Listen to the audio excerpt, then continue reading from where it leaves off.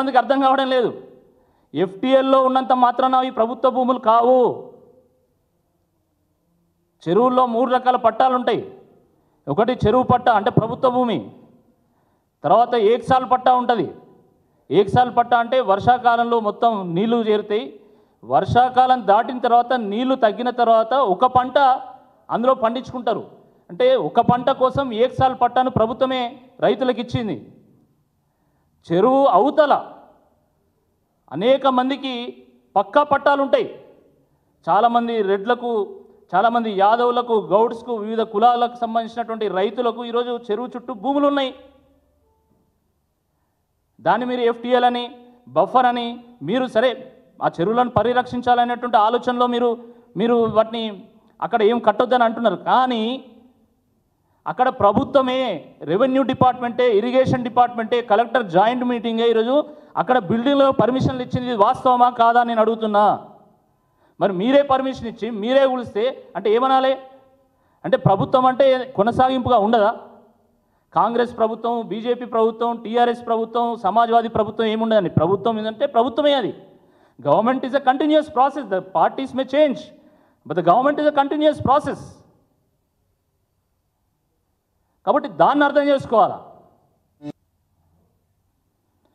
మిత్రులారా, మీరు నిన్నగాక మొన్న చూశారు మహబూబ్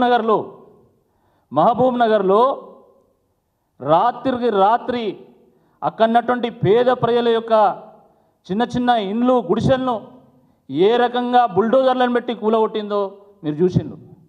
మా పాలమూరు బిడ్డే కదా, మా పాలమూరు బిడ్డే రాష్ట్రాన్ని ఏలుతామంటే సంతోషంగా మహబూబ్ నగర్ ప్రజలు ఓట్లు వేసి నిన్ను గెలిపించిండ్రు. మా పాలమూరు బిడ్డ రాజై మమ్మల్ని రక్షిస్తాడనుకుంటే ఈరోజు పాలమూరు బిడ్డే రాక్షసుడై రక్తం తాగుతూ ఉంటే ఈరోజు పేద ప్రజలు కంట నీరు పెడతా ఉన్నారు. కంటి మీద కునుకులు లేనటువంటి రాత్రులు గడుపుతా ఉన్నారు. వాస్తవం కాదా అని అడుగుతా ఉన్నా. అందులండి దివ్యాంగులు, వికలాంగులు వాళ్ళ పొట్ట కొట్టడానికి నీకు అసలు మనసు ఎట్లా వచ్చిందని అడుగుతున్నా. ఇంత దుర్మార్గమా? ఆ రోజు పి జనార్దన్ రెడ్డి గారు హైదరాబాదులో పేద ప్రజల గురించి కొట్లాడిండు. ఆయన గుడిసెవాసుల గురించి గొడవలు చేసిండు. ఆయన అసెంబ్లీ సాక్షిగా కాంగ్రెస్ ప్రభుత్వం మీద బాణం ఎక్కుపెట్టిండు. ఆయన పేద ప్రజలకు పట్టాలు ఇప్పించిండు. వైఎస్ రాజశేఖర రెడ్డి గారు కాంగ్రెస్ పార్టీయే కావచ్చు, ఆయన ఇల్లు కట్టించిండు. కానీ ఇదే కాంగ్రెస్ పార్టీకి చెందినటువంటి నీవు ఈరోజు పేద ప్రజలకు ఒక ఎముడివై ఈరోజు వాళ్ళ ఇల్లు ఊలగొట్టిస్తున్నావు. ఈ పాపం నీకు తగలకపోదు అని చెప్పి ఈ సందర్భంగా నేను హెచ్చరిస్తా ఉన్నా. అసలు పేద ప్రజల ఇల్లు ముట్టడానికి నీకు ఎవడు అధికారం ఇచ్చాడు? నువ్వు ముఖ్యమంత్రి అయితే కావచ్చు, నువ్వు ముఖ్యమంత్రి అయినంత మాత్రం నీకు అపరిమితమైనటువంటి అధికారం ఎవడు ఇవ్వలే, అనంతమైనటువంటి అధికారం ఎవడు ఇవ్వలే. ఈ దేశంలో ముఖ్యమంత్రి కాదు, ప్రధానమంత్రి కూడా పరిమితులకు లోబడే పని చేయాలి, చట్టానికి ఆధారంగానే పని చేయాలి తప్ప తన ఇష్ట అనుసారంగా పనిచేయడానికి హక్కు లేదు. నువ్వేం చట్టానికి అతిథుడు ఏం కాదు. నిన్ను కూడా ఈడుస్తాం ప్రజాకోర్టులకు, గుర్తుపెట్టుకో. న్యాయపరంగా కొట్లాడతాం, నిన్ను ప్రజాకోర్టులకు ఈడుస్తాం. ఏ ప్రజలైతే నిన్ను ముఖ్యమంత్రి చేసిలో ఆ ప్రజల నీ మీద తిరగబడేలాగా కొట్లాడతామని చెప్పి ఈ సందర్భంగా హెచ్చరిస్తా ఉన్నాం. అరే నువ్వు ఎవడైనా పొద్దుని కొట్టుకో, నువ్వేమైనా వేసుకో, కమిషన్ తీసుకో, మాకు సంబంధం లేదు. కానీ పేద ప్రజల జోలికి వస్తే తప్పకుండా బీఆర్ఎస్ పార్టీ కన్నెర చేస్తారని చెప్పి ఈ సందర్భంగా హెచ్చరిస్తా ఉన్నాం. బీఆర్ఎస్ పార్టీ అంటే తెలంగాణ ఆత్మ, తెలంగాణ గుండె చప్పుడు.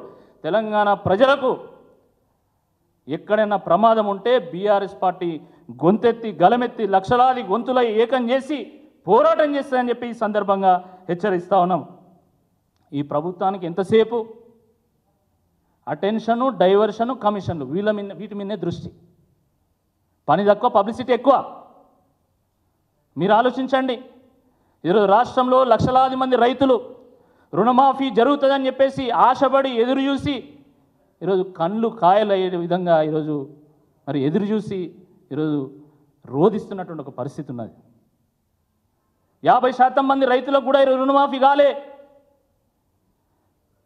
రైతు భరోసా మీద ఎవరికి భరోసానే లేదు. మహాలక్ష్మి స్కీము ఇంటింటి మహిళకి 2500 ఇచ్చేటువంటి స్కీము పత్త లేకుండా పోయింది. 2000 రూపాయలు పెన్షన్లు 4000 చేస్తామన్నటువంటి హామీ జాడలేదు. ఇప్పుడు 2 లక్షల ఉద్యోగాల హామీ ఎక్కడికి పోయిందో తెలియదు. జియో 46 రద్దు చేస్తామని చెప్పి జియో 46 బాధితుల నోట్లో మట్టి కొట్టిండ్లు.